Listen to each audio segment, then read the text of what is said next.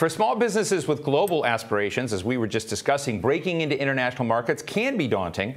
I hear it's a little easier than it used to be. We're going to find out in just a moment. But joining me now to discuss what's at stake for these companies is my friend Frank Lavin. I haven't seen him in a long time. He's CEO and founder of ExportNow and former ambassador to Singapore and Undersecretary of Commerce for International Trade. Frank, it's great to see you. I need to admit that Frank and I used to cohabit lots of luncheons together about 2 decades ago. And you're still in the trade business. I guess I want to open my, first, congratulations on the book, but I want to say to you, Frank, is America, particularly Washington's part of America in D.C., still in the trade business? I asked this earlier because we saw the Trump administration in many ways walk away from trade deals and from a trade orientation, at least struggle over that. And I'm not convinced the Biden administration is tooling down very much in that as well. Now I may be wrong. I'd like to hear from you, but I'm just wondering if America is walking away from trade, or are we still in the game as you see it? Yeah, Steve, first of all, thanks for having me on. It is great to see an old friend again, and grateful for the chance to reconnect. Listen, your question is right on the money, and I think we have to differentiate it. Answering it, you have to differentiate between sort of government policy and businesses, because I think you're right in terms of policy.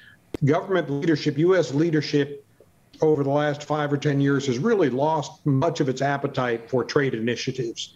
There's a political cost to it. There can be dislocation. There's constituencies that are unhappy. So that is slowed down, or in some respects come to a halt at the policy level, at the government level. At the same time, at the business level, at the human level, it is moving ahead full speed.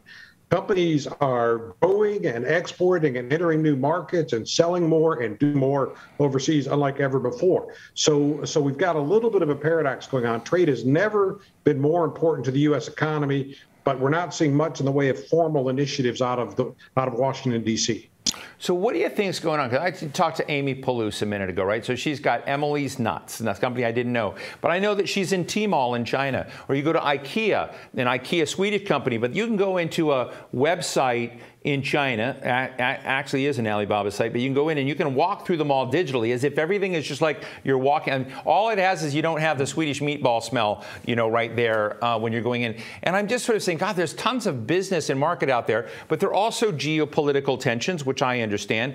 But we've always been able to, from the U.S. perspective, always been able to do business, even if we have these other concerns going on. So do you think that the Amy Palouse story is getting undertold in America, or do you think that somehow we're going to have to resolve geopolitical tensions to get back to business, or can they swim along together? Let me tell you something, Steve. If you are in the consumer goods space, if you're making a retail goods, something that's sold in the store, apparel, beauty, food, baby gear, exercise equipment, if you're in that space, you're very, very lucky, because the appetite in China for those kind of everyday consumer goods, the premium goods that Americans make, is huge. And to your question, there's not a political sensitivity to it. The Chinese government never gets mad at Nike because Nike's doing well in China. It doesn't get mad at Procter & Gamble. It doesn't get mad at Starbucks. And it doesn't get mad at the thousands and thousands of mid-tier and junior brands that have entered the market through e-commerce in the last few years. When there's issues, it tends to come up in that regulated space.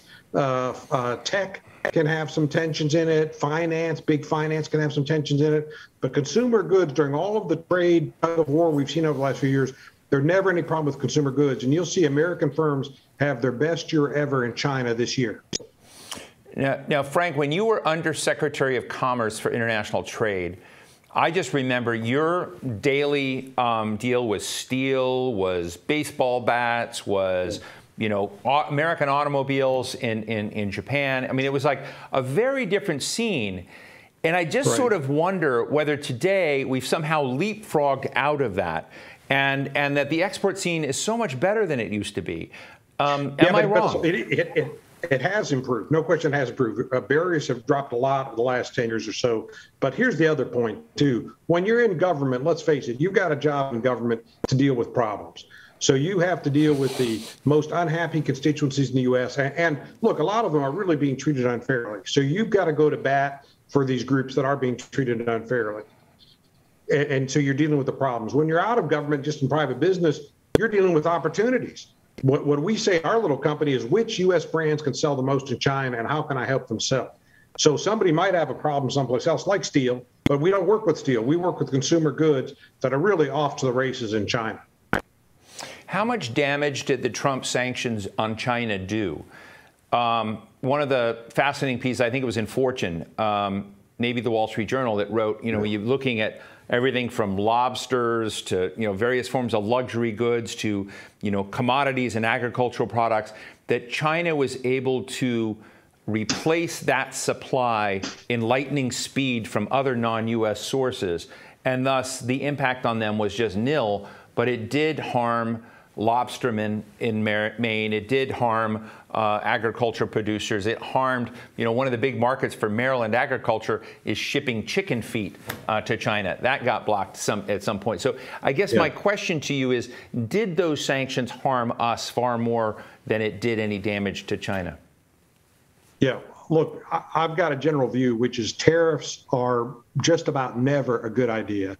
Trying to negotiate trade improvements through use of tariffs is like trying to drive your car by using your horn. I mean, it can be good as a signaling device, but persistent pounding on that horn rarely gets you where you want to go. So it had, I think, some positive effect as a signaling device, signaling that the U.S. was unhappy, but then it didn't close the deal. It didn't actually open markets or improve situation for U.S. exporters. And as you point out, China retaliated. China put in their own tariffs, and some American firms got caught up in that.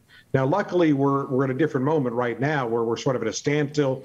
We're not in a tit-for-tat world. Nobody's throwing punches. And I would say it's a very good atmosphere. What do you, when we just had a couple of other folks in, and we just talked, I asked Babs, beauty products, if they're thinking of selling international, and she's sort of looking at various platforms and going on. But you've consulted with so many businesses, large and small, about the export side. What's the biggest hurdle they need to get over in terms of connecting with that global opportunity? Let me tell you something. There's a very important hurdle here. Some brands are digital, very strong digital DNA. They enjoy telling their story. They're on social media. They do videos. They post a lot. They've got a great narrative.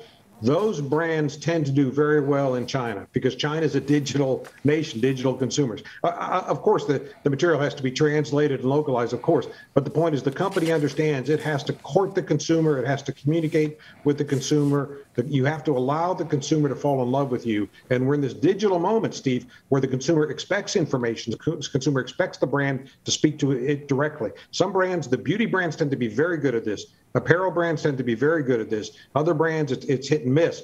But the brands that can tell a story and use that digital pillar will do very well in China, typically. In your company, ExportNow, without divulging any trade secrets, what's the coolest brand you're pushing? We have a lot. We work with some wonderful brands and we're under NDA with them. But I'll tell you what is a lot of fun. We handle Fender guitars in China, and Fender guitars are fantastic. They're doing insanely well. I mean, look, I'm not a guitar guy, but I went back to somebody and I was telling him, he says, "Oh my God, they're booming in China." Is that because of you? No, it's because of Fender. It is a great product. It is a great guitar. And what you realize when we're in the marketing end, it's not just a fabulous product that you can really have fun with. It is a social instrument. One of the key reasons you have a Fender is to meet people. It might be people in your band. It might be people in a club. It might be folks at school. But Fender is a social tool as well as a great musical instrument. And it is a fabulous brand. If you just look at some of the clips from Jimi Hendrix through the Rolling Stones, the folks who use Fender, it is the great icon of rock and roll history. And you can own it. You can own it. So why not buy the best and get a Fender? It'll put a smile on your face. Well, Frank, it's so great to talk to you. I think in my next life, I'm going to become a small business person. I'm going to figure out something to sell, and I'm going to come to you and figure out how we can sell it to a lot of folks in China. But listen, Frank Lavin, author of the Smart Business Guide to China and e-commerce, and he is the CEO of ExportNow, a company that operates e-commerce stores in China for U.S. brands. Real pleasure to see you, my friend. Thanks so much for joining us today. Thanks, Steve. Great. Well, this brings us to the end of the first half of our program today. We'd like to thank our sponsor, Alibaba, all of our guests and all of you attendees for sticking around for this. There's a great next section coming as well. Take a quick break, stretch your legs, and meet us right back here at 2:15 p.m. Eastern. We've got some more great guests you won't want to miss, including Senator Ben Cardin and TaskRabbit CEO Anya Smith. See you at 2:15.